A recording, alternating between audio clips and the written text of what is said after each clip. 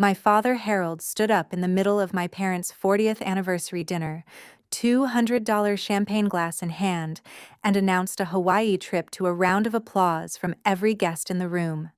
When I innocently asked about the flights, my mother Patricia cut me off with a look cold enough to freeze the air between us. "Anna, you don't need to know. You're not going. Someone has to stay behind and clean up this mess and watch Megan's kids, don't they?" Then, right in front of me, my father slipped my brother-in-law Derek a $12,000 Rolex. The same man who had just refused to pay back the $1,500 I'd fronted to fix his roof. My mother leaned close to my ear and whispered, "Your life was never going to amount to anything anyway. At least let that meaninglessness do something useful for your sister's future." My fingers curled into the edge of the white linen tablecloth, the stiff weave pressing into my skin with every breath I held back. I stood perfectly still, eyes fixed on the tiny bubbles rising through my father's expensive glass, not letting myself make a single sound above the music. What they didn't know was that I had a letter from Coastal Light Gallery sitting in my pocket, a $20,000 contract with my name on it. And I already had the evidence. Proof of the enormous debt my mother had quietly taken out in my name without ever asking. Hi, ladies. Maybe all of us believed at some point that family was the one place we'd always be safe, until the truth cracked that open in ways that couldn't be undone. Come back with me to where this story really began, and how the most terrifying part of it all was the silence. If you've ever felt completely alone inside your own home, hit like and walk through this with me. You are not alone. The applause for the Hawaii trip and the glint of the new Rolex followed me out of the foyer, fading into a dull hum as I retreated into the kitchen. I stepped back into the shadows where the glow of the chandelier could not reach, letting the swinging door click shut behind me. The heavy, fermented scent of expensive champagne still clung to my collar, but here, it was slowly replaced by the familiar, faded smell of old lavender soap from the hand towel hanging on its hook.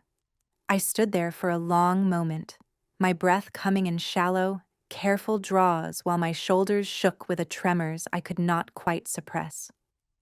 I worked to peel myself away from the sound of their laughter, the way my father's booming voice and Megan's high, shrill giggles seemed to take up every inch of available space in the front of the house.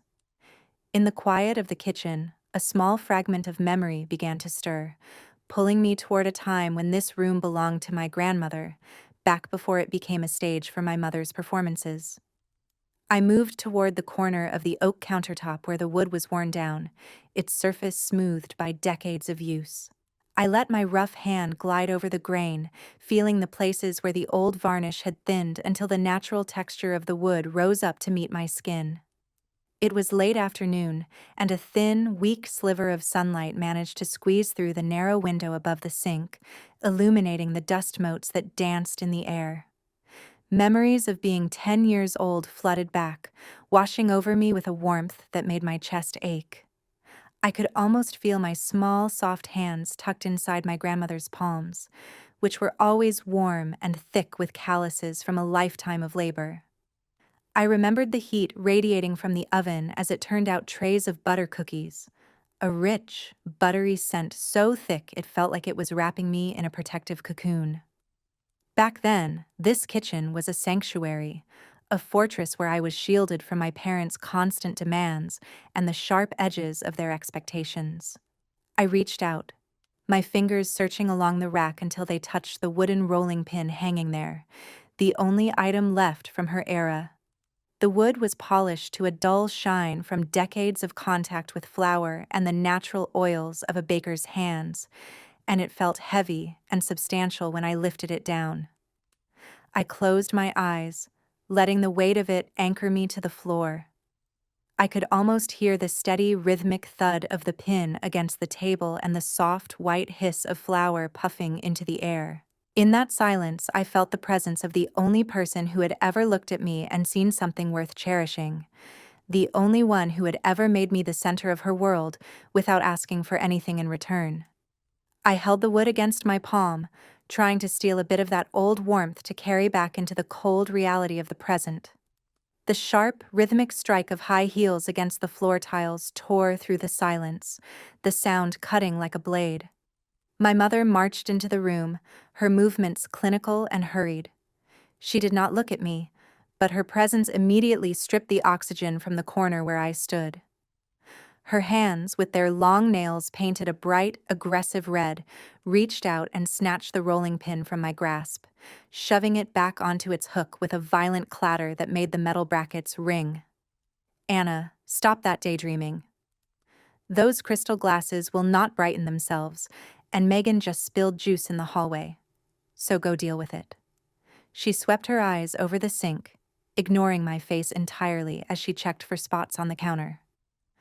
Her thin lips were pressed into a hard, dissatisfied line before she turned on her heel and walked away, leaving behind a heavy cloud of rose perfume that suffocated the last trace of lavender. I stood frozen for a few seconds, my shoulders automatically slumping forward and my head dipping low. It was a survival reflex, a physical shrinking that had been carved into my bones over 20 years of living in their shadow. My hand reached for a damp dishcloth, and the sudden biting cold of the water running from the copper faucet snapped me back to the here and now. The illusory warmth of my grandmother's kitchen evaporated, replaced by the reality of the soapy bubbles rising in the sink. I began to plunge my hands into the water, my eyes fixed on the stains on the expensive crystal as the sound of my mother's retreating footsteps died away. I kept my mouth shut, my lips pressed together until they were white, while I focused on the mechanical repetition of the task at hand. Hidden in the deep pocket of my apron, my thumb moved instinctively to the edge of the hard plastic lens cap I always carried. The surface was textured with tiny raised ridges that felt rough under my skin, providing a sense of reality and a quiet kind of power that only I possessed in this house. I counted my breaths, timing each inhale to the imagined frame of a black and white photograph where light and shadow were clearly defined. In that mental space, there was no room for the messy, suffocating tangle of the emotions they tried to force upon me. I squeezed the lens cap in my palm, letting its rigid, circular shape press deep into my flesh until it left a red, stinging mark.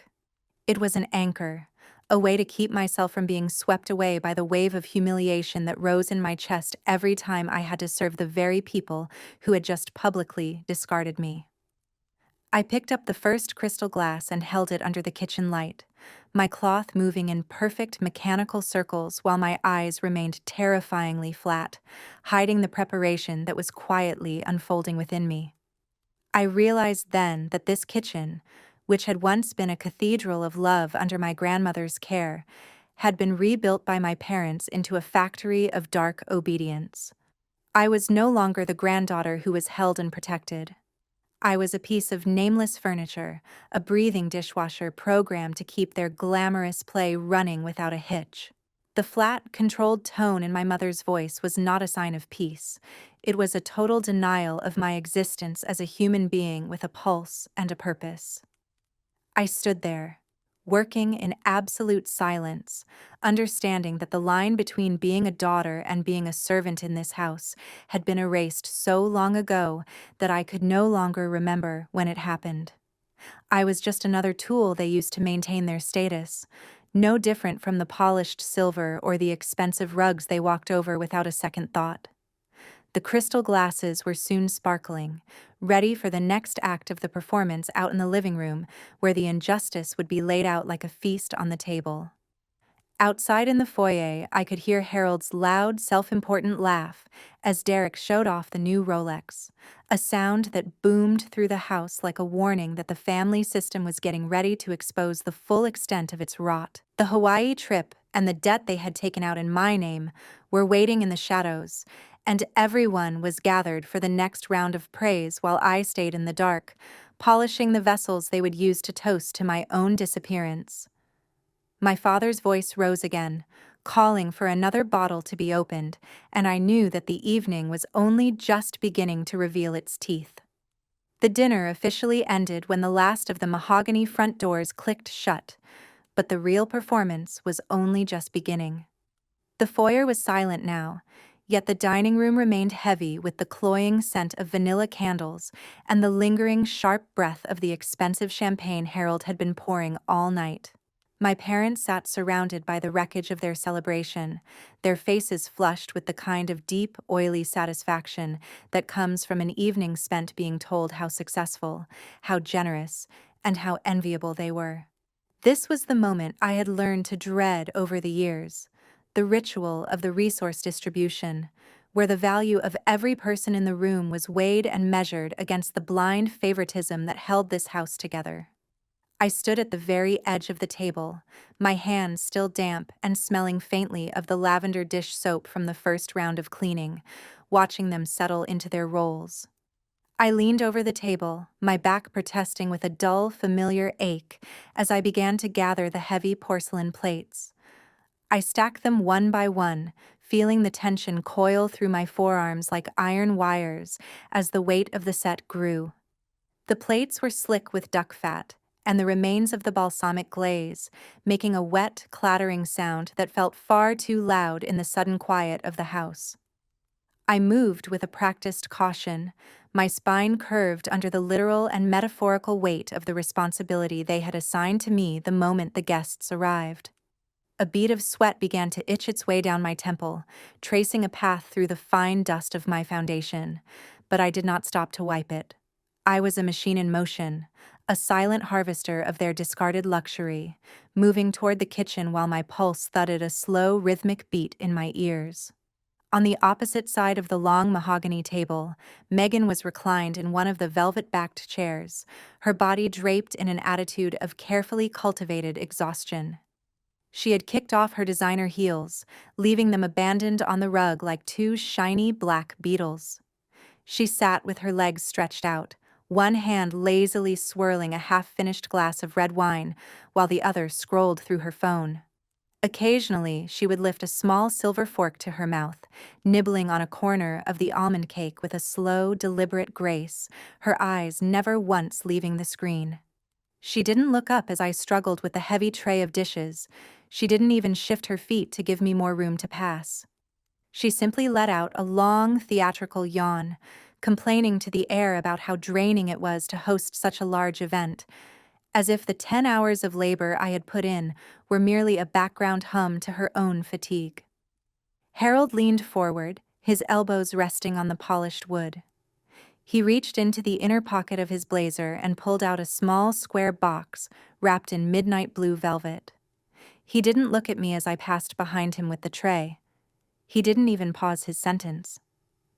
"Derek, you have worked so hard for the company this quarter, and your loyalty deserves more than just a bonus."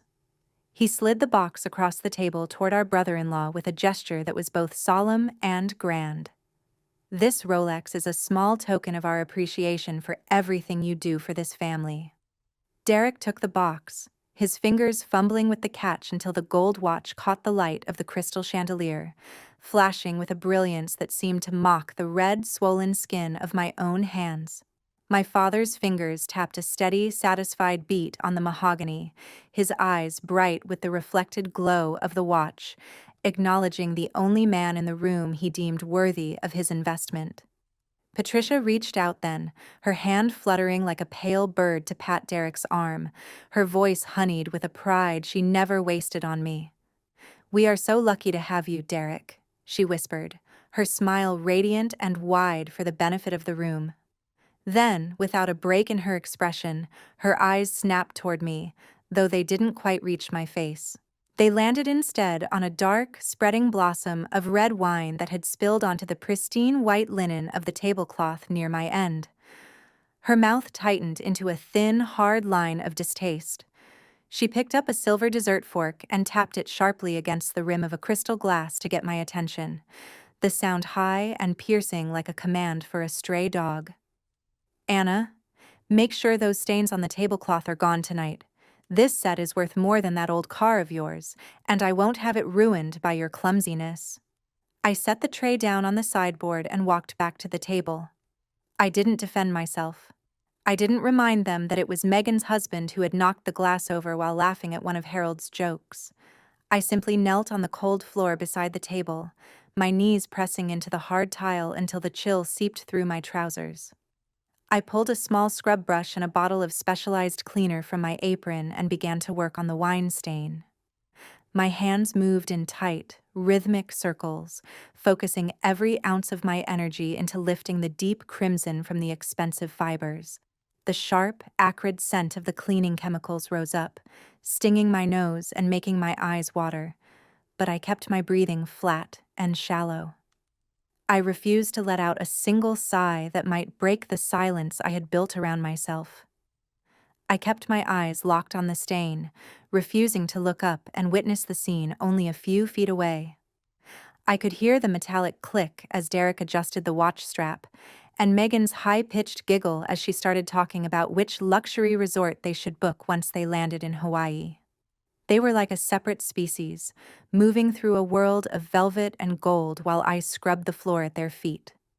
I felt their presence as something heavy and alien, a group of people who had decided long ago that my only function was to facilitate their comfort. My knuckles were white as I gripped the brush, the physical effort of the scrubbing becoming a vent for the cold, sharp clarity that was settling into my chest. I wasn't just cleaning a tablecloth. I was witnessing the final, undeniable proof that in this house, I was the only thing that was truly disposable. In that room, under the flickering light of the dying candles, I was the invisible woman. I was the one who kept the gears of their elegance from grinding to a halt, the one who bleached away the evidence of their mess so they could pretend it never existed. I realized then that my father's comparison of the tablecloth to my car wasn't just a casual insult. It was a formal declaration of my standing in their ledger. To them, I was less than the linen, less than the silver, and certainly less than the gold on Derek's wrist. I didn't feel the heat of anger or the sting of tears anymore. I only felt a terrifyingly cold sobriety. I was the only servant in a house that claimed to have none, the only one who saw the rot behind the mahogany, and the only one who knew that the roof they were sitting under had been paid for with my own stolen stability. The stain on the linen was finally fading, the white fibers reappearing through the red as I blotted the fabric dry. I stood up slowly, my knees cracking in the quiet room, and gathered my cleaning supplies. Harold and Derek were already moving toward the den to discuss business, their voices drifting back in fragments of numbers and deals. Patricia lingered for a moment, her eyes scanning the table one last time to ensure everything was in its proper place before she turned toward the small pantry in the back of the kitchen. She gave me a short, sidelong glance, a look that held a hidden, sharp edge of calculation. I could see the way she adjusted the pearls at her throat, a nervous habit she had when she was about to demand something she knew she hadn't earned. The countdown to the Hawaii flight was ticking louder now, and I knew the evening's bill was about to be presented in the darkness of the pantry. The house was swallowed by the frantic energy of departure early the next morning, a whirlwind of slamming suitcase latches and the rhythmic thud of heavy bags being dragged across the hardwood floors. Amidst the bright, floral-patterned luggage Megan had piled in the foyer, my mother managed to catch my arm with a grip that was surprisingly firm for her age. She didn't say a word as she steered me toward the small pantry tucked behind the kitchen, her movements hushed and urgent. The space was barely 20 square feet, a cramped alcove lined with cold steel shelves that were overloaded with family-sized cans of tomato soup, boxes of dried pasta, and backup jars of the expensive gray poupon mustard Harold insisted on. Every breath I took in that confined space was heavy with the cloying, suffocating scent of her rose perfume, a smell that usually signaled she was dressed for the public, but now acted like a thick, invisible fog filling the narrow gap between us. This was not a request for a favor. It was a verbal ambush, timed for the moment when my defenses were thinnest and the clock was loudest. Mother stood directly in front of the only exit, her arms crossed tightly over her chest to form a physical barrier that I could not bypass without making contact. Her shoulders were pulled back into a rigid, defensive posture, and her chin was tilted upward at an angle that forced me to look at the fake pearl necklace resting against her throat. The pearls rose and fell with her shallow, high-pressure breathing, catching the weak, yellow light from the single incandescent bulb hanging from the ceiling. The rose scent was compressed within those four narrow walls, turning into something sharp and chemical that seemed to steal the oxygen from the room. I stepped back until the sharp, unyielding edge of a metal shelf bit into my spine through the thin fabric of my sweater, the cold of the canned goods behind me seeping into my skin. My hands hung loosely at my sides, but my fingers curled into my palms instinctively, my skin turning damp even though the air in the pantry remained cool. I stayed perfectly still, my eyes fixed on a tiny mole just behind her left ear, refusing to give her the power of a direct gaze while she prepared to move. Patricia raised a single index finger, her long, pointed nail painted that same aggressive red from the night before, and aimed it directly at the center of my chest. Every word she uttered was accompanied by a sharp jab toward my heart, creating a physical pressure in the air between us. She didn't raise her voice. She kept it at that low, trembling frequency she used when she wanted to remind me of my place. "We have given you everything, Anna," she began, the yellow light catching the deep, etched lines around her mouth that looked like cracks in dry earth. "We raised you. We kept a roof over your head during those years you weren't earning a single cent, and we never complained about the burden. Now Derek needs this guarantee to keep the company afloat, and you owe this family your very life, so do not start being selfish about a few pieces of paper." The diamond on her hand caught the light with every flick of her wrist, a brilliant, mocking reminder of the wealth she maintained through the very extractions she was demanding from me now. I kept my body as immobile as a statue, my jaw clenched so tightly that a dull ache began to throb behind my ears. I refused to open my mouth to argue or defend the fact that I had been paying their mortgage for 3 years, or that the roof repair money had come from my own savings. I simply took short, shallow sips of air through my nose, trying to filter out the perfume that was making my head swim. I watched the way her facial muscles twitched when she realized I was not going to react, the skin around her eyes tightening with a frustration she couldn't hide. It was a pattern I had seen 1,000 times before, a script she had used to keep me in line since I was a child. But today, it felt like I was watching a recording of a movie I had already memorized. I wasn't listening to her words, so much as I was observing the mechanics of her manipulation, noting the way she used the word family as a blunt tool to hammer down my boundaries. In the middle of her list of my supposed debts, I let my mind drift away from the pantry, detaching myself from the heat of her anger. I started to count the tiny dust motes that were dancing in the weak beam of light, watching them swirl in the draft from the kitchen door. I focused on the steady, rhythmic thud of the pulse in my wrist, using it to time the seconds as they ticked by. My eyes locked onto the label of a tomato soup can right in front of me, memorizing the font and the way the red ink had faded at the edges, using the mundane detail as a tether to keep my consciousness from collapsing under the weight of her accusations. This was a play I had attended countless times, and her lines were like a scratched record, skipping over the same grievances and the same demands until they no longer held any meaning. I could see the fine layer of dust on her shoulder pads and realized how exhausted she looked, her power derived entirely from my willingness to be afraid. I noticed the way the silence between her sentences felt heavier than the words themselves, a thick, expectant void that she wanted me to fill with an apology or a signature. I let my fingers relax just a fraction, feeling a strange, hollowed-out calmness spread through my limbs, a state of emotional numbness that had been perfected through decades of surviving her moods. I stood there, a frozen block of silence that stood in stark contrast to her manufactured agitation, waiting for the storm to blow itself out so I could simply move past her. I looked at the way she adjusted her pearls again, a nervous tell that revealed she knew her grip on me was slipping, even if she refused to admit it. The air in the pantry felt like it was thickening, the smell of the roses and the dust and the cold metal blending into a single suffocating memory of every time I had been trapped in this house. I realized in that moment that the love Patricia and Harold offered was never a gift.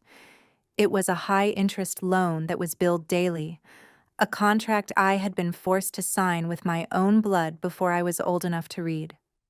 Every meal they had put on the table and every coat they had bought for me had been meticulously entered into a moral ledger, and now they were attempting to collect the balance by dismantling my future. The manipulation didn't sting anymore. It only brought a deep, quiet contempt for people who viewed their own daughter as nothing more than a financial instrument.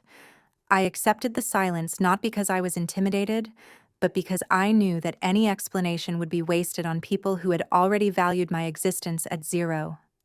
I didn't need to shout to be heard. My refusal to speak was the loudest thing in the room. The ambush in the pantry finally broke when the long, impatient blast of Derek's SUV horn echoed through the house from the driveway. It was the signal that the real family was ready to leave for their paradise, and Mother finally stepped aside, her face a mask of cold, silent fury. She brushed past me without a second look, the scent of roses trailing after her like a fading threat. I was left alone in the kitchen, surrounded by the sudden, ringing silence of the empty house and the rows of cold cans on the shelves.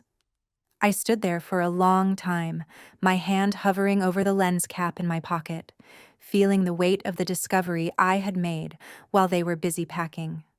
The scale of the debt they had tricked me into guaranteeing was finally clear, and as the sound of the SUV faded down the Oakline Drive, I knew I was standing in the middle of a ruins they expected me to rebuild. I looked at the clock on the wall, the second hand ticking toward a future they didn't know I was already planning to take back. 3 hours after the tires of Derek's SUV crunched over the gravel and disappeared behind the heavy canopy of the old oaks toward the airport, the silence in the house became a physical weight. The wisdom tooth pain I had been ignoring for a week finally surged, radiating from my jaw into my temple until it bloomed into a violent, high-grade fever. I found myself curled on the white porcelain tile of the guest bathroom floor, my breath coming in short, ragged hitches, while my left hand shook as I reached for my phone on the marble ledge. The house was so still it felt as though the air had turned to glass, leaving only the rhythmic, mechanical ticking of the grandfather clock in the foyer to count down the final moments of my endurance. I hit the speed dial for my mother, clinging to the faint, irrational hope for a shred of basic rescue before my vision began to blur into a gray haze of exhaustion.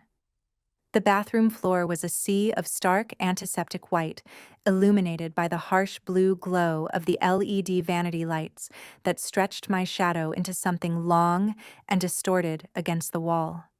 My left hand gripped the cold porcelain base of the toilet, my knuckles turning a bloodless white and trembling in time with the frantic thudding of my heart.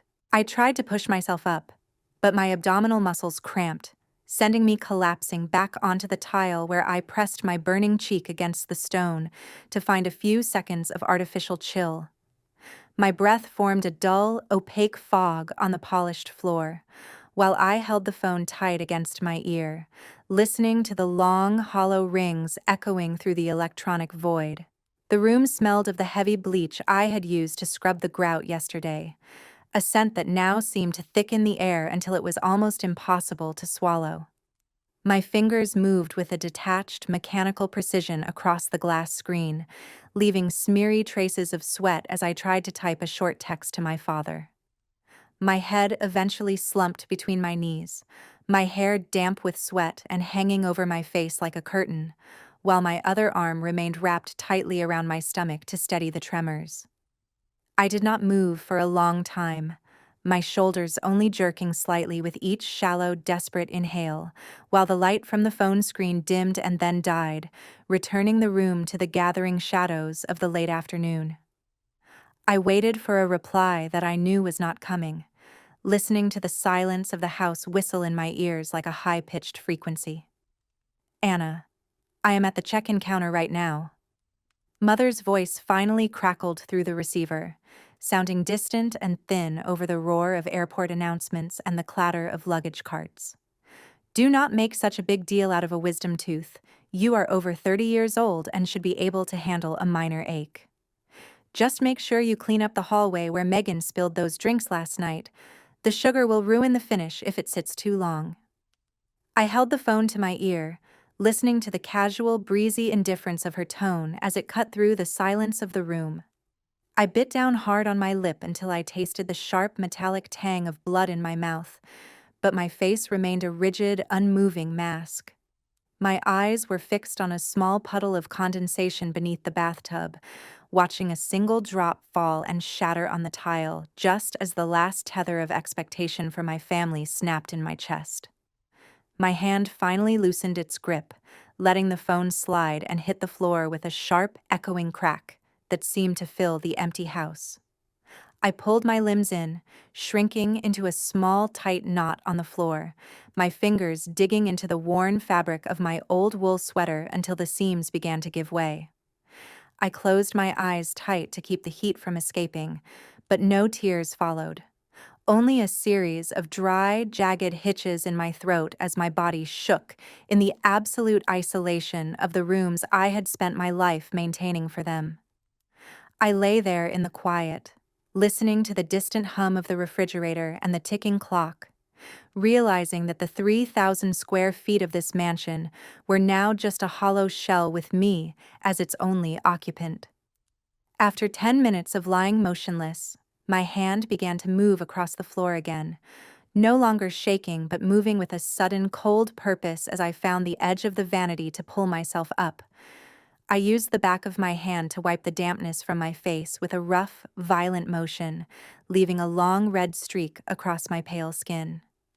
My legs held firm as I stood on the tile, my spine straightening inch by inch until I was standing over the sink. I turned the copper handle and let the ice-cold water pour over my palms, using the numbing chill to wash away the last traces of the vulnerability that had nearly paralyzed me. I watched the water swirl down the drain, feeling the weight of the fever begin to lift as a different kind of heat. Something sharp and calculated took its place.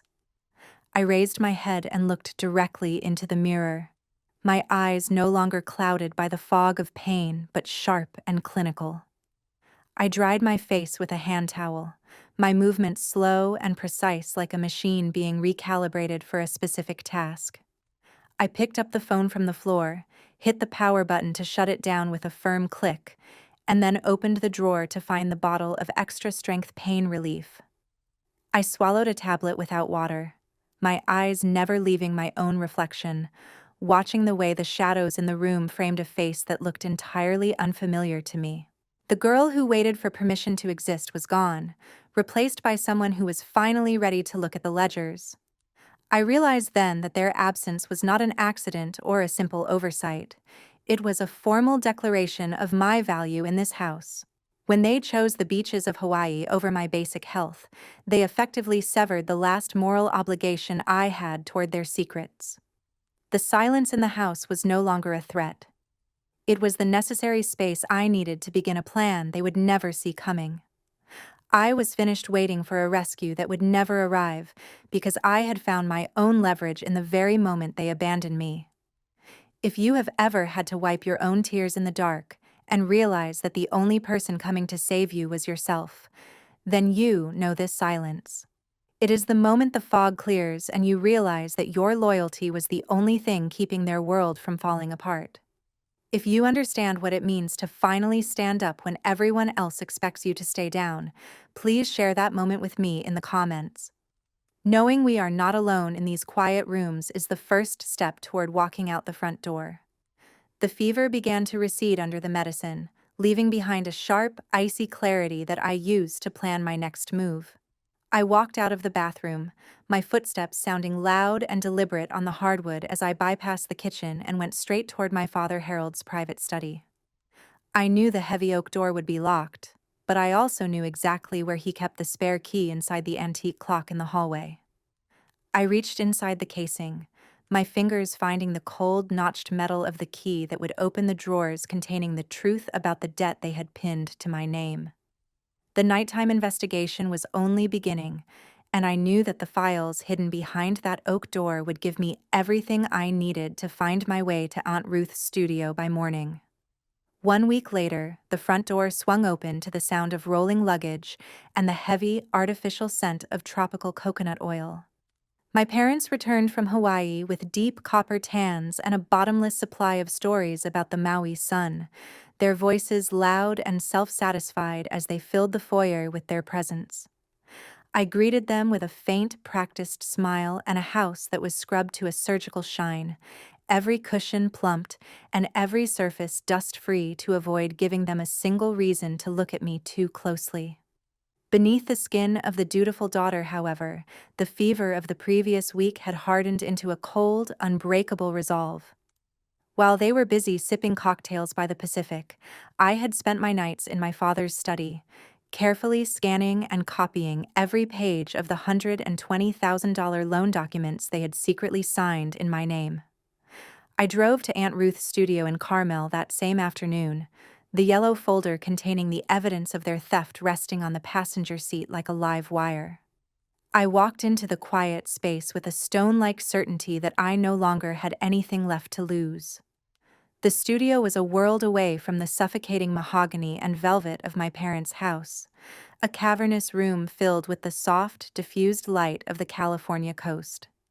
The air was cool and carried the sharp, slightly acidic tang of photo developer and fixing chemicals, a scent that always made my pulse settle into a steady rhythm.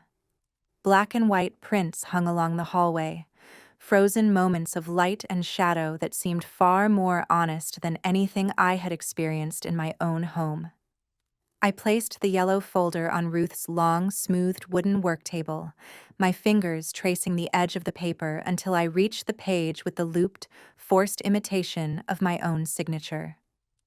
I watched Aunt Ruth as she slid her reading glasses onto the bridge of her nose, her aged hands moving with a deliberate, slow grace as she turned each page.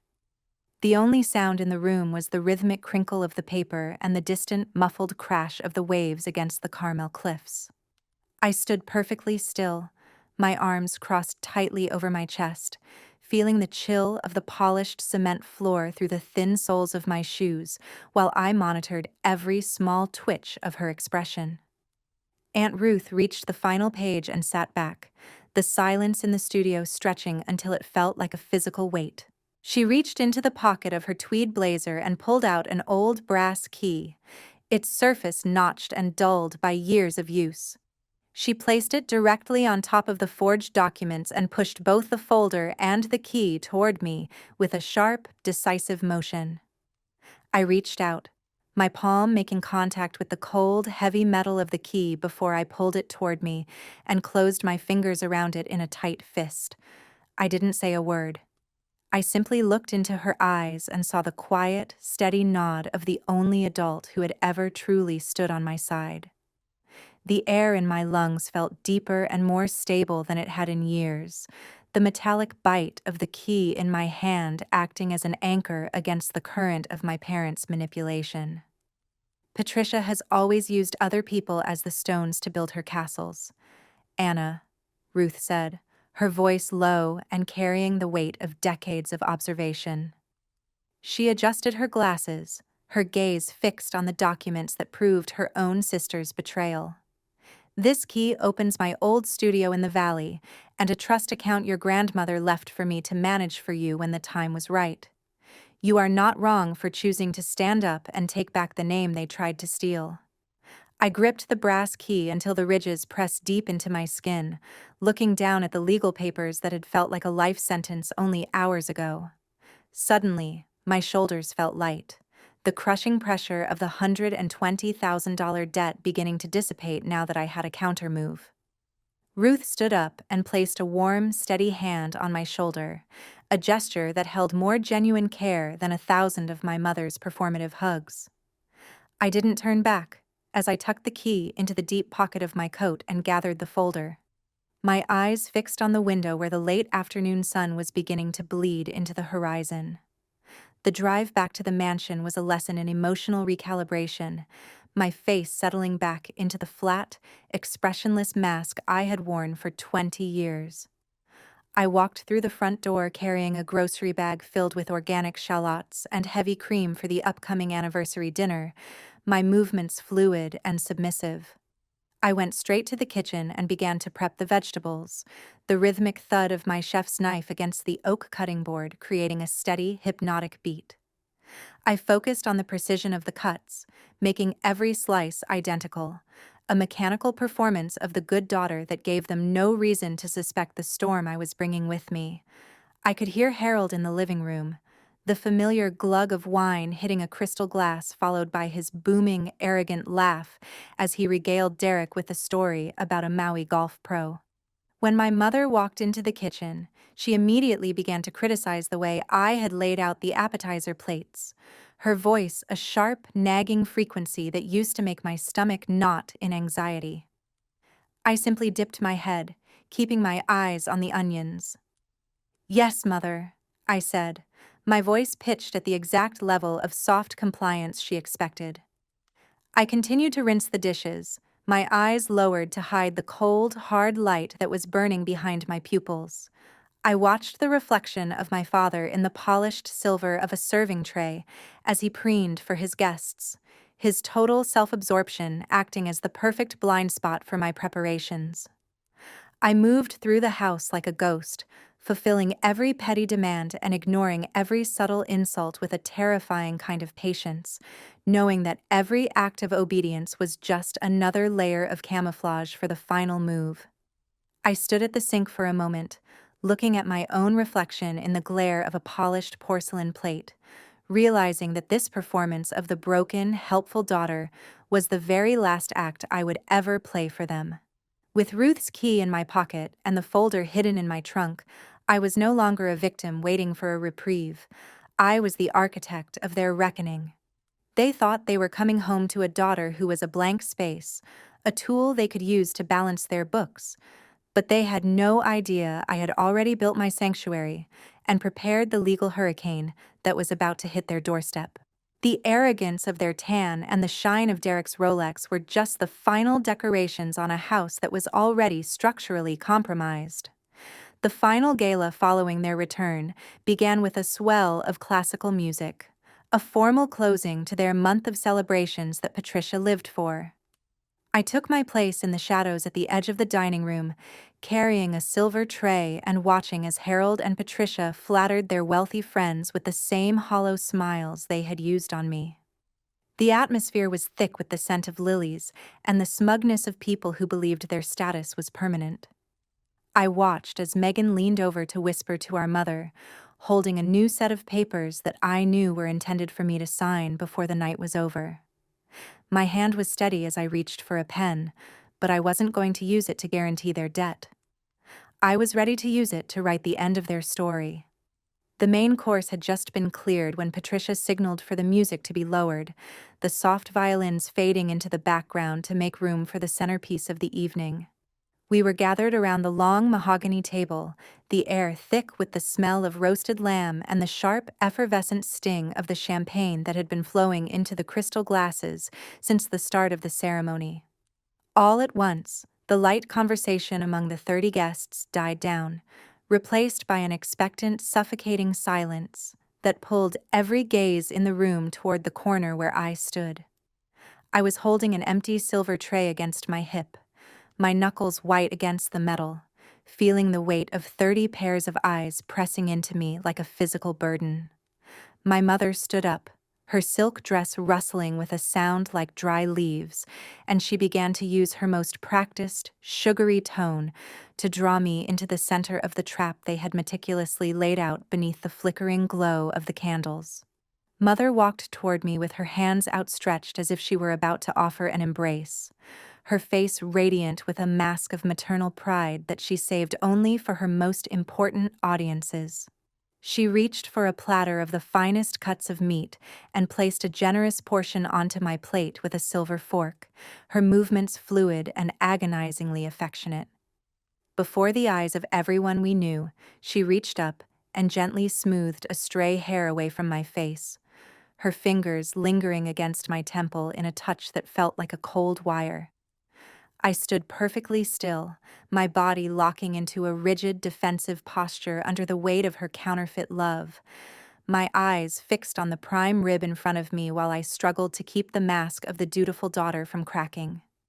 Beside her, my father Harold rose from his chair, raising his $200 glass toward me with a slow, solemn nod of recognition that prompted a wave of polite, approving smiles from the guests around the table.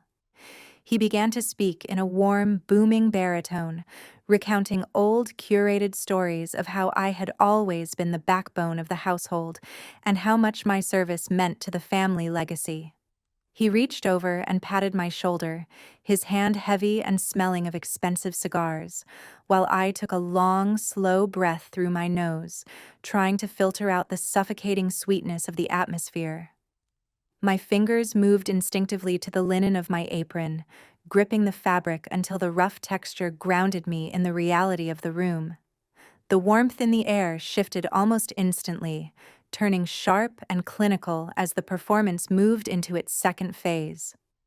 Harold reached into the inner pocket of his blazer and pulled out a thin, elegant folder, placing it on the mahogany with a quiet, deliberate thud that seemed to echo in the silent room. He used his index finger to slide the documents toward me, the sound of the paper against the wood cutting through the silence like a blade. All eyes were now fixed on the expensive ballpoint pen he placed on top of the folder, the gold trim of the instrument catching the candlelight with a mocking brilliance. I looked down at the header of the document, seeing the words property authorization and additional loan guarantee printed in a cold, bold font that felt like a formal declaration of my own erasure. Opposite me, Megan sat perfectly still, her hands busy twisting the heavy diamond ring on her finger while she stared at the table with a cold, detached focus. She did not look at me, her eyes as vacant as a stranger's while she waited for the conclusion of the deal they had already brokered in private.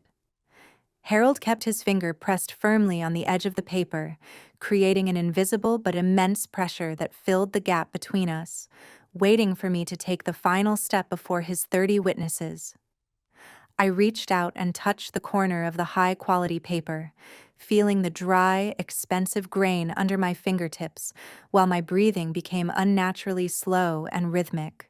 When my hand did not immediately move toward the pen, I felt the temperature in the room drop several more degrees. The radiant smile on my mother's face did not disappear, but it froze into something jagged and predatory, her eyes narrowing into two thin slits of warning. She leaned toward me, her body shielding the movement from the rest of the guests, and gripped my upper arm beneath the table with a force that sent a sharp jolt of pain through my shoulder. Her nails dug into my skin through the fabric of my sleeve, a silent, violent command that made my jaw ache from the effort of not flinching. The yellow light of the candles hit her face from below, carving deep, hollow shadows into her features that revealed the hunger behind the makeup. She leaned closer until the scent of champagne and old roses was all I could breathe, her voice a low, vibrating whisper against my ear that carried a weight of a final ultimatum. My father's hand also left my shoulder, his arms crossing over his chest as his expression transitioned from paternal warmth to the hard, unyielding authority of a man who was used to being obeyed without question. The space around the table seemed to contract, the walls of the dining room closing in until there was nothing left but the demand they had placed in front of me and the threat of public humiliation if I refused to fulfill my role. I looked at the blurred faces of the guests, their polite curiosity now feeling like a jury waiting for a verdict, and I slowly reached for the pen, feeling the weight of the metal in my hand like a piece of evidence. I held the pen over the signature line, the silver tip gleaming under the chandelier, and I saw the small, triumphant exhale that escaped my mother's lips. They truly believed that this setting, with its white lilies and its high society witnesses, was the perfect cage to force my compliance for the rest of my life. Their confidence was so absolute, that they didn't even notice that my hand was not trembling in the slightest. Nor did they see that the fear that had dictated my life for 30 years had finally burned out, leaving only a cold, gray ash in its place. They had used the concept of family as a tool to dismantle my future piece by piece, believing that I would always be the girl who cleaned up their ruins and asked for nothing in return. They didn't realize that I had brought a different set of documents to this table, and that the silence I was keeping was not the silence of a victim, but the silence of an avalanche waiting for the right moment to fall. I looked at the line where my name was supposed to go, the point where I was supposed to sign away my autonomy to save Derek's failing company and fund their continued luxury. The tip of the pen hovered just millimeters above the paper, the ink ready to flow and bind me to their debt forever. The entire room seemed to hold its breath, Patricia leaning forward with a smile that was already celebrating her victory, while Harold began to reach for his glass to lead a final toast to our collective prosperity. They were so certain of the next second, so convinced that the script would follow the path they had written, that they didn't see the way I was looking at the gold Rolex on Derek's wrist, or the way I was counting the heartbeats in my own neck. A thin, sharp tension vibrated in the air between us, a fragile bridge between the life they wanted for me and the one I had already chosen for myself. I felt the cold metal of the brass key in my pocket pressing against my thigh, a reminder of the door that was already open in Carmel. I looked up and caught my mother's eye for the first time that night, seeing the flicker of confusion that started to bloom in her gaze when she realized the pen was not moving down, but slowly, deliberately, moving away from the paper. Harold's expensive silver ballpoint pen felt heavier than it should have, its cold metal surface reflecting the flickering yellow light of the anniversary candles. I could see my own distorted reflection in the polished casing, a woman whose face was as unreadable as the stone walls of the foyer. My mother Patricia was leaning so close I could feel the heat radiating from her skin, her breath thick with the sickly sweet remnants of champagne and a sharp, metallic edge of anticipation. She was watching my hand with a hunger that made the fine lines around her eyes deepen into jagged trenches, her entire body vibrating with the certainty of her victory. Around the table, the 30 guests had fallen into a practiced, expectant silence, their forks suspended in mid-air as they waited for the final stroke of ink that would complete the picture of the perfect, supportive family. It was a play they had seen before, a performance of obedience they expected me to fulfill without a single word of protest. Instead of pressing the nib to the paper, I slowly opened my fingers. The pen did not roll. It simply dropped, landing on the thick white linen with a dull, heavy thud that seemed to echo through the silent room, effectively ending the 40-year cycle of my mother's hope. I ignored the sudden gasp that escaped Patricia's lips and reached into the left pocket of my blazer, my hand moving with a steady, surgical precision that I had spent the last week refining. I pulled out a light brown envelope with sharp, clean edges and placed it directly on the mahogany table, right on top of the property. Authorization forms Harold had been so desperate for me to sign. I didn't look up at their faces. I kept my focus on the physical reality of the objects before me. I used my index finger to slowly slide the top 3 pages out of the envelope, exposing the photocopied loan documents where my signature had been forged in thick, crude strokes that looked violent when enlarged. I spent a long moment smoothing the edges of the paper with the palm of my hand, flattening the creases against the white linen until the bold black ink of the forged debt was impossible to ignore. I could feel the weight of the guests' curiosity shifting into something heavier, a thick, suffocating blanket of confusion that settled over the dining room as I turned the documents toward my father. My eyes remained fixed on the bold numbers at the top of the page, my lips pressed into a thin, flat line that showed no sign of the storm beneath the surface.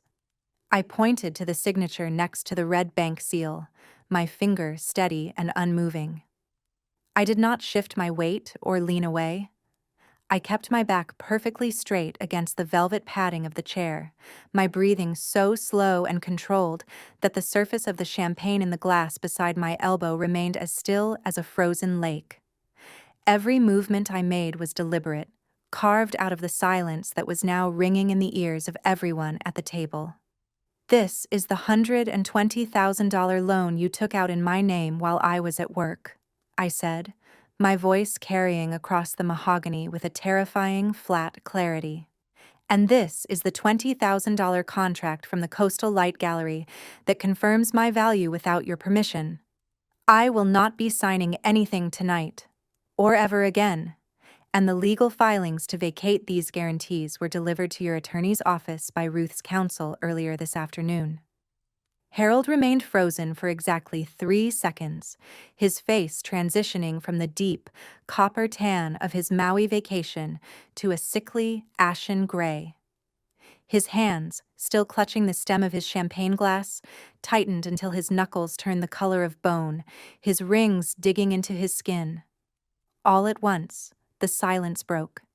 He slammed his other hand down onto the mahogany with a force that made the silver spoons jump and clatter against the porcelain. The impact sent Derek's wine glass toppling over, the deep crimson liquid erupting across the white linen like a spreading, jagged wound. It looked like blood, dark and thick, soaking into the expensive fibers I had spent my life protecting from stains. Harold let out a low, guttural roar, the veins in his neck bulging as he stared at the documents I had laid bare. His breath coming in ragged, frantic bursts that made the candle flames dance and flicker in the sudden draft of his rage. Patricia stood up so abruptly that her velvet chair shrieked against the stone floor, a sound like a dying animal. Her face was a distorted mask of white powder and fury as she began to hurl accusations of betrayal, her voice rising into a sharp, thin scream that tore through the elegance of the evening. She reached for the folder, her hands shaking so violently that she couldn't get a proper grip, eventually swiping the papers off the table in a desperate attempt to erase the evidence. The documents scattered across the floor, sliding under the feet of the guests who were now backing away in a wave of collective horror. The mask of the perfect matriarch had slipped, leaving behind nothing but the raw, unvarnished hunger of a woman who had lost her leverage. The whispers among the guests died out completely, replaced by a cold, hard realization as they witnessed the total collapse of the system Patricia had spent 4 decades building on a foundation of lies. I stood up slowly, the movement fluid and unhurried. I did not bother to respond to the insults she was screaming, or the way Harold was now gasping for air as he looked for someone else to blame. I reached for my small leather bag and the digital camera I had kept at my side all night, the weight of the equipment feeling like a badge of office. I began to walk toward the foyer, my footsteps steady and rhythmic on the tile as I passed through the rows of people who stood like statues in the wreckage of the party. I did not look back at the table or the red wine that was still dripping onto the rug. The last sound I heard from the dining room was Harold calling out Megan's name, his voice desperate for a new source of support. But I saw my sister staring down at her phone, her shoulders hunched as she refused to look up and acknowledge the financial ruin that was now her own problem to solve. I stepped out onto the front porch and let the heavy oak door click shut behind me, the sound final and absolute. The cold, crisp air of the Northern California night rushed into my lungs, washing away the cloying scent of roses and the suffocating heat of the champagne. I felt a sudden, profound lightness in my chest, as if a layer of lead had been stripped from my skin. I reached into my pocket and felt the smooth, notched surface of the brass key Aunt Ruth had given me, the metal still warm from the heat of my own body. I didn't cry. I simply took one long, deep breath and watched the fog of my own exhale drift into the dark, realizing that the chains I had been carrying for 10 years hadn't been made of iron, but of my own misplaced loyalty. I opened the car door and placed my camera on the passenger seat, looking at the dark silhouette of the mansion in the rearview mirror as I pulled away, leaving the ruins of their 40th year exactly where they belonged. If you have ever realized that silence is the only language left to speak when the truth has been laid bare, then you know this moment. It is the second the air returns to your lungs and you realize the world didn't end just because you finally said no. We spend so much of our lives trying to keep the peace in rooms that were built to cage us, forgetting that the door has been unlocked the entire time. If you have ever found the courage to walk away from a table where love was being traded for your future, please leave a comment and let me know. I need to know that the silence I found tonight is something we can all share. The lights of Harold's estate faded into a faint yellow blur in the mirror as I drove toward the coast. The engine of the car the only sound in the quiet of the drive. I knew that by tomorrow morning, the phones would be ringing with calls from creditors, and the neighbors would be whispering about the scene on the linen. But for the first time in my adult life, none of it was my responsibility to fix. The financial betrayal they had committed had a clear legal end, and I was moving toward a horizon that I had photographed 1,000 times in my head, but was only now finally seeing with my own eyes. Section 8 will show you the exact nature of the natural consequences that follow when the host finally leaves the parasite behind to starve. 3 months after the echoes of that anniversary dinner finally died down, the legal tremors were still rattling the windows of my father's estate. Harold and Patricia were no longer the main attractions at the church socials or the country club galas. Their seats left conspicuously empty as the rumors of the forensic audit and the forged signatures began to circulate through our small, observant community. Derek's shiny SUV, the one he had preened over like a trophy, had been towed from their driveway 3 weeks ago after the bank successfully revoked the guarantee I had once been tricked into providing. I sat in my new apartment in Carmel, a small, sun-drenched space perched directly above the studio, where Aunt Ruth had taught me to find the truth in light and shadow. The air here was different. It didn't carry the heavy, suffocating scent of expensive roses or the fermented tang of forced celebrations. It smelled of freshly ground coffee and the sea salt that drifted in through the open window. A clean, sharp scent that seemed to scrub my lungs from the inside out. I was looking through a stack of local newspapers, my eyes skimming a small notice about the upcoming foreclosure sale of the mansion on the hill. A reality that Harold had once thought was impossible. The afternoon sun was beginning to cast long, golden, slanted lines across my polished wooden floor when the bell at the bottom of the stairs chimed.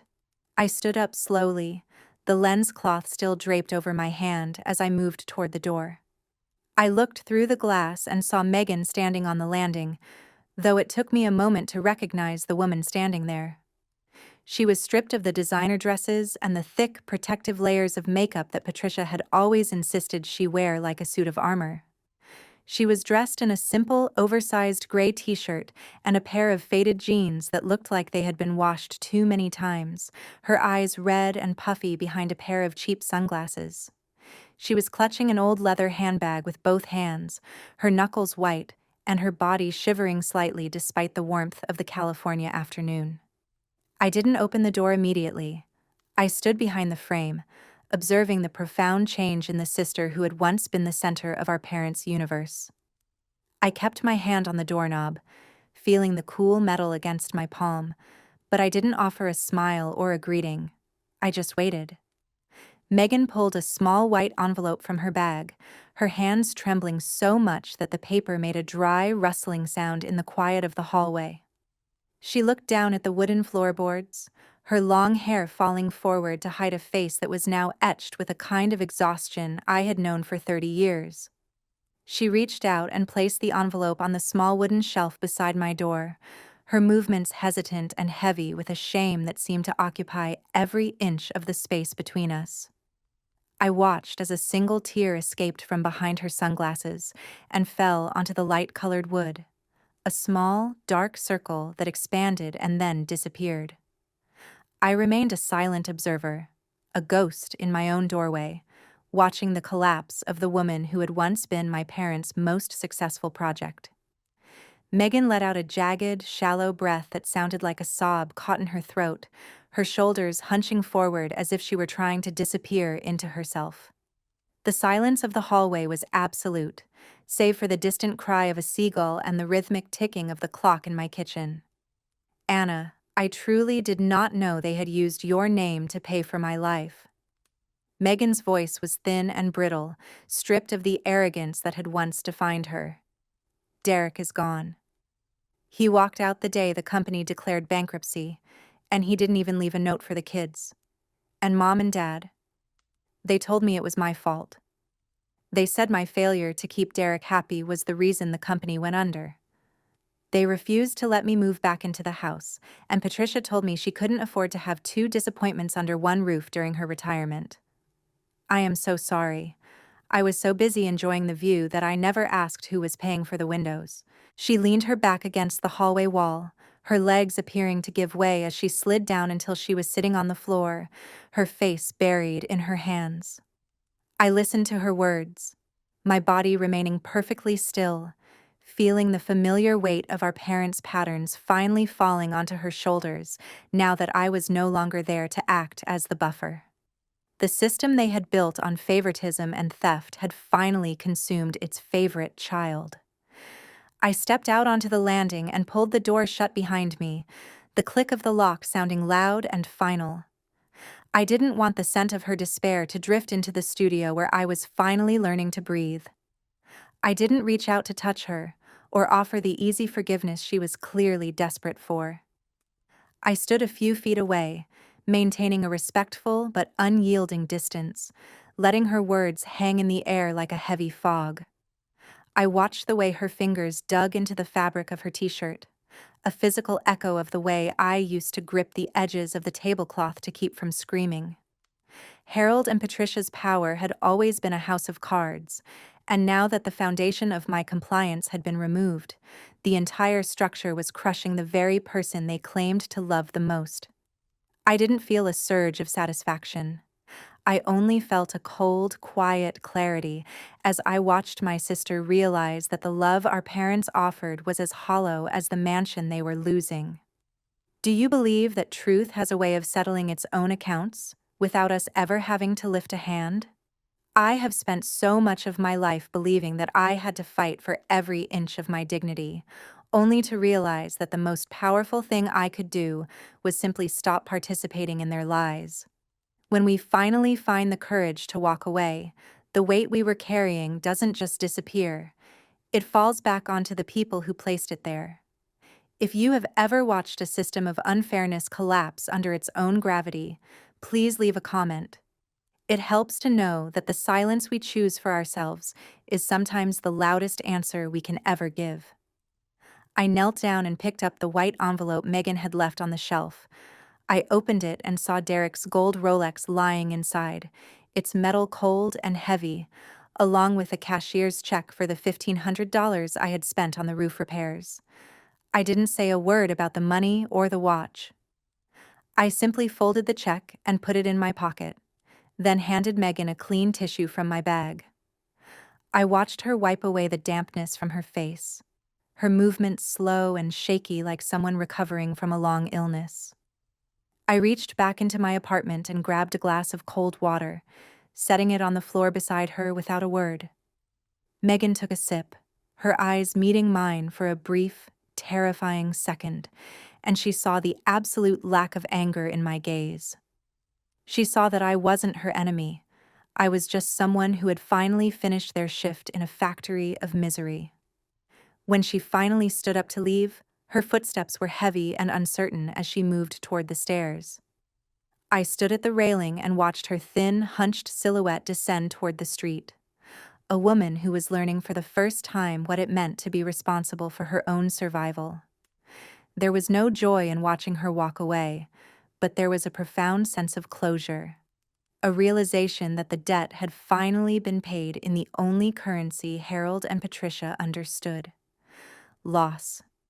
I went back into my studio and picked up my camera, my fingers moving over the controls with a lightness I hadn't felt since I was a child. The shadows of the mansion were long, but they no longer reached Carmel.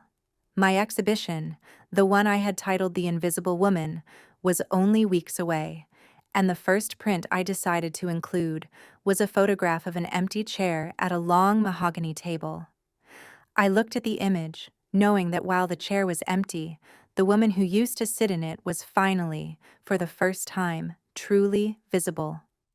1 year later, my studio in Carmel had transformed into a space that felt entirely separate from the life I had left behind, a room filled with the scent of salty air and the quiet, steady pulse of a career I had built on my own terms. It was a Sunday morning, the kind of stillness that only exists when you no longer have to anticipate a storm, and the sunlight was pouring through the large bay windows in thick, honey-colored ribbons. I watched as the light caught the tiny dust motes dancing over the sills, illuminating the quiet life I had cultivated in this corner of the coast. I stood by the window, my hands wrapped around the warmth of my grandmother's old porcelain cup, the only relic I had carried out of the mansion on that final night.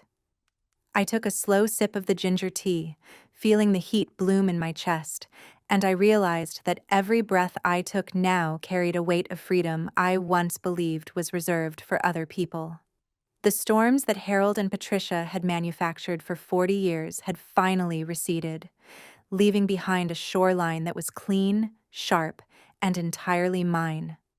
I set the porcelain cup down on the smooth oak table, my fingers lingering for a moment on the gold rim that had worn thin from years of her hands holding it. I moved toward the center of the room where my latest photo albums were stacked, the soft leather covers feeling cool and substantial under my touch. I opened one, the smell of fresh, heavy paper and ink rising up to meet me, a scent that felt like the physical manifestation of my own voice. I stood there for a long time, looking out at the vast blue expanse of the Pacific, my shoulders completely relaxed and my face free of the tight, expectant lines of fear that had once defined my reflection. Every movement I made had settled into a calm, steady rhythm, a reflection of a life that was finally under my own control. I wasn't just a daughter or a servant anymore. I was the architect of my own light, and the stability I felt was anchored in the ground beneath my feet rather than the whims of people who didn't know how to love without a ledger. I walked over to the bookshelf where my first camera was displayed, the one Harold had bought for me when I was 10 years old. I had cleaned it until the lens shone, and it sat there with a strange, quiet dignity next to the invitation for my first solo exhibition in New York. I took a small piece of silk and wiped away a nearly invisible speck of dust from the casing, looking at the old device with a sense of peace that had no room for resentment or regret. It was a tool that had seen me through the darkest rooms of my life, and now it stood as a monument to the fact that I had survived the very system that tried to use it against me.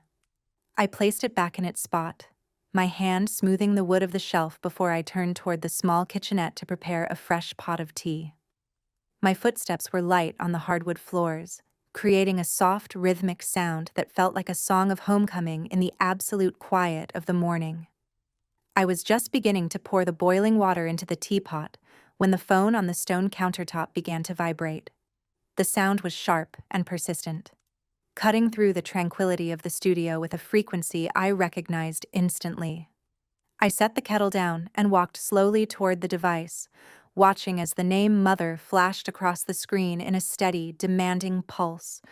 I stood there for 10 seconds, my breathing remaining flat and even, watching the name cycle through its desperate, silent plea for my attention. I knew why she was calling. I knew it was either the crushing weight of their new isolation or a final, frantic attempt to ask for a sacrifice I was no longer willing to make.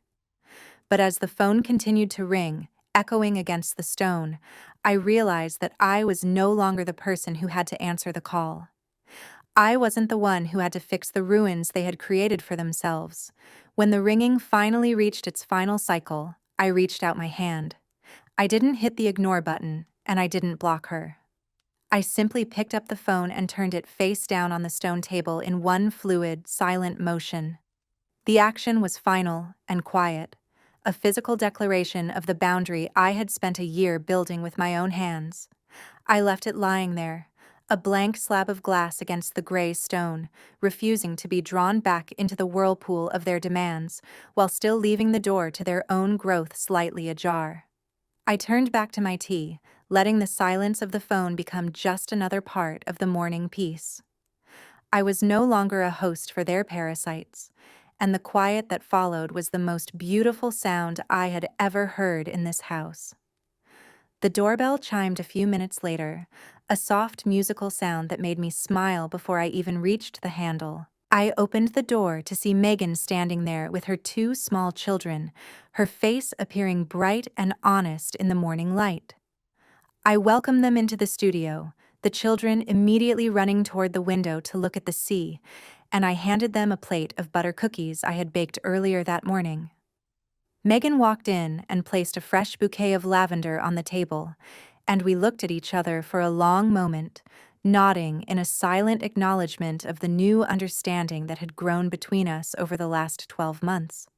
I brewed a pot of tea for her, and we sat by the window, the conversation moving easily between my upcoming show and the future she was building for her children, never once touching on the shadows of the estate or the people we had left behind. The children began to play among the tripods and the backdrops, their laughter filling the studio and erasing the last lingering memories of those suffocating anniversary dinners. I picked up my camera, the weight of it familiar and grounding, and captured a single frame of Megan smiling as she watched her son. It was a photograph, without any artifice, a portrait of a connection that was being rebuilt from the ground up on a foundation of truth, rather than performance. My hand was steady as I adjusted the focus, feeling a deep, profound connection to the reality of the moment, where family was no longer a contract of debt, but a choice to show up and respect the space between us. In the click of the shutter, I felt the final piece of the old world fall away, replaced by the vibrant, messy, and beautiful truth of the life I had chosen for myself. I have finally come to understand that a real family is not a collection of people who share your blood while they try to drain your spirit. It is the circle of people who choose to stand beside you when you are standing at your tallest, the ones who celebrate your wings rather than trying to clip them to fit their own cage. Walking away from that mahogany table wasn't an act of betrayal. It was the only way I could save the person I was always meant to be. I have left the door open for my mother, but I have turned the phone face down because I no longer owe her my sacrifice. My life will no longer be told through the lens of their expectations or the records of their debt. It will be told in these frames of light, in the scent of lavender on my table, and in the absolute peace of a morning that belongs entirely to me. If this story has helped you find the courage to draw your own line in the sand, then I have done my job. Please like and share your own journey with me, and subscribe so we can continue to walk toward the light together. Your wings were meant for soaring, not for carrying the weight of a house that was never yours to build. Megan and the children eventually left as the afternoon sun began to dip toward the horizon, leaving the studio in a state of full, vibrant contentment. I looked back at the photograph I had just taken, seeing the strength of the truth shining in my sister's eyes and the way the light framed her face. There was no more countdown, no more secret ledgers, and no more fear of the dark. I was just a woman with a camera and a future that was wide open, a series of empty frames waiting to be filled with the colors of my own choosing. Landing in Carmel hadn't just been a move to a new town, it was a return to the person I was before they told me I was invisible. The waves continued to crash against the cliffs in the distance, a steady, eternal rhythm that promised a tomorrow where I would finally, for the first time in my life, be truly seen. I walked back to my camera and looked through the viewfinder, waiting for the exact second the sun hit the water, knowing that the most important photograph I would ever take was the one that was happening right now.